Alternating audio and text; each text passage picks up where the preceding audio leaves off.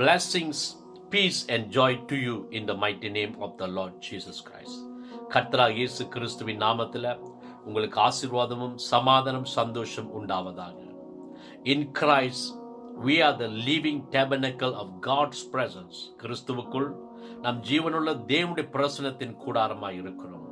The Bible says in 1 Corinthians chapter 6 verses 19 to 20, or do you not know that your body is the temple of the Holy Spirit who is in you, whom you have from God, and you are not your own? For you were bought at a price. Therefore glorify God in your body and in your spirit which are God's. 1 கொரிந்தியர் 6:19-20 சொல்லுகிறது, உங்கள் சரீரமானது நீங்கள் தேவனாலே பெற்றும் உங்களில் தங்கியும் இருக்கிற பரிசுத்த ஆவியினுடைய ஆலயமா இருக்கிறது என்றும் நீங்கள் உங்களுடையவர்கள் அல்லவென்றும் அறியீர்களா? கிரயத்துக்கு கொல்லப்பட்டீர்களே, ஆகையால் தேவனுக்கு உடையவளாகிய உங்கள் சரீரத்தினாலும் உங்கள் ஆவியினாலும் தேவனை மகிமைப்படுத்துங்கள் என்று சொல்லுகிறது. The Bible clearly declares that you and me, who are the beloved child of the Almighty God, who are in Christ, we are the very sanctuary of the Holy Spirit who lives within us. வேதம் மிக தெளிவாக பிரகடனம் பண்ணியிருக்கிறது, நீ கிறிஸ்து இயேசுவுக்குள் இருக்கிற பிதாவாகிய வல்லமையில பிதாவாகிய தேவனுடைய பிள்ளையா இருக்க நீங்களும் நானும் பரிசுத்த ஆவினுடைய அவருடைய கூடாரமாகவும் தங்குகிற வாசஸ்தலமாகவும் தெய்வ ஆலயமா இருக்கிறோம் என்று நாம் அறிந்து கொள்கிறோம். So we should always live our life as we glorify our God in our body and in our spirit. ஆகையால் இன்னைக்கு கிறிஸ்துவுக்குள் வாழ்கிற நாம் அனைவரும் நம்முடைய ஆவியினாலும் சரீரத்தினாலும் ஆவியினாலும் தேவனுக்கு மகிமை செலுத்துகிறவர்களாக நாம் இருக்க வேண்டும். In the Old Testament, the children of Israel transported the presence of God from place to place. Every time they carried the tabernacle of witness, which contained the ark of the covenant. பழைய ஏற்பாட்டில் பார்க்கும்போது இஸ்ரவேல் புத்திரர்கள் தேவனுடைய உடன்படிக்கை இருக்கிற சாட்சியினுடைய கூடாரத்தை அவங்க எப்பப்பெல்லாம் அவங்க எடுத்து செல்லுகிறாங்களோ, அவங்க எப்பப்பெல்லாம் எடுத்து வேற இடத்துக்கு மாற்றுகிறாங்களோ, அவங்க தேவனுடைய பிரசன்னத்தை அவங்க கடத்தி செல்கிறவர்களாக இருக்காங்க என்று வேதத்தை பார்க்க முடிகிறது. In 1 Kings chapter 8 verse 9, the Bible says that there was nothing in the ark save the 2 tables of stone which Moses put there at Horeb when the Lord made a covenant with the children of Israel when they came out of the land of Egypt. The only thing in the ark was God's commandments. 1 ராஜாக்கள் 8:9 பார்க்கும் வேதம் சொல்லுகிறது, இஸ்ரவேல் புத்திரர் எகிப்து தேசத்திலிருந்து புறப்பட்ட பின் கர்த்தர் அவர்களோடு உடன்படிக்கை பண்ணுகிற போது மோசே ஓரேபிலே அந்த பெட்டியில வைத்த 2 கற்பலகைகளே அல்லாமல் அதிலே வேறொன்றும் இருந்ததில்லை என்று வசனம் சொல்லுகிறது. The only thing which is in the சாட்சி பெட்டியில, இந்த சாட்சியினுடைய உடன்படிக்கை பெட்டிக்குள்ள இருந்த தேவனுடைய பிரமாணமா இருந்தது, தேவனுடைய வார்த்தை இருந்தது என்று நாம் அறிந்து கொள்கிறோம்.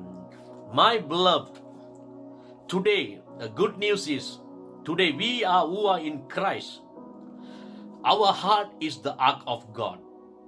That's where the word of God is. இன்றைக்கு ஒரு நற்செய்தி, கிறிஸ்து இயேசுவுக்குள் இருக்க தேவ பிள்ளைகளா இருக்க உங்களுக்கு நற்செய்தி என்னவென்றால், இன்னைக்கு தேவனுடைய சாட்சியின் வார்த்தை, அந்த சாட்சியின் பெட்டி அது நம்முடைய இருதயமா இருக்கிறது என்று நாம் அறிந்து கொள்கிறோம். இந்த இருதயத்துக்குள்ள தேவனுடைய வார்த்தை இருக்கிறது என்று நாம் அறிந்து கொள்கிறோம். Remember what the Lord says in Jeremiah chapter 31 verse 33, but this shall be the covenant that I will make with the house of Israel.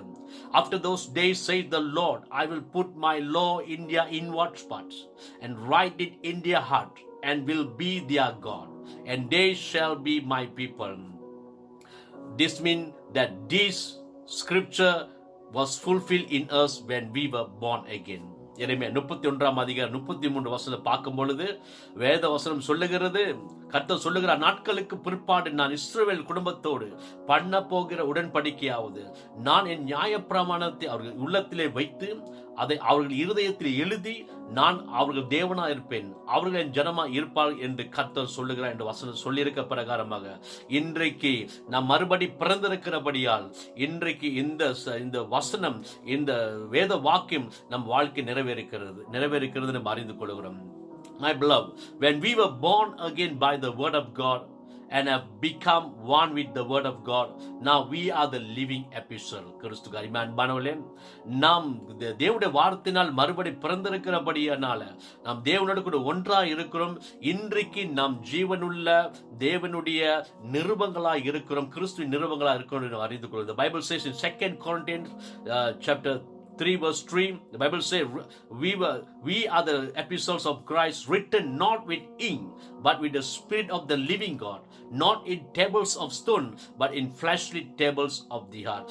இன்றைக்கு 2 கொரிந்தியர் 3 வசனம் சொல்லுகிறது, கிறிஸ்துவின் நிருபமாகிய நாம் எப்படிப்பட்டவர்கள் என்றால் அது மையினால் அல்ல, ஜீவனுள்ள தேவனுடைய ஆவியினாலும், கற்பலகைகள் அல்ல, இருதயங்களாகிய சதையான பலகைகளிலும் எழுதப்பட்டதா இருக்கிறது வசனம் சொல்லுகிறது. Now, my beloved in Christ Jesus, you and me who are in Christ, we are now the living ark of testimony and the tabernacle of God's divine presence. கிறிஸ்துவுக்கு இன்றைக்கு நாம் தேவனுடைய சாட்சியினுடைய பெட்டியா இருக்கிறோம் மற்றும் தேவனுடைய பிரசன்னத்தின் கூடாரமா இருக்கணும் அறிந்து கொள்கிறோம். The Bible says in 2 Corinthians chapter 6 verse 16, and what agreement as the temple of God with idols? For you are the temple of the living God.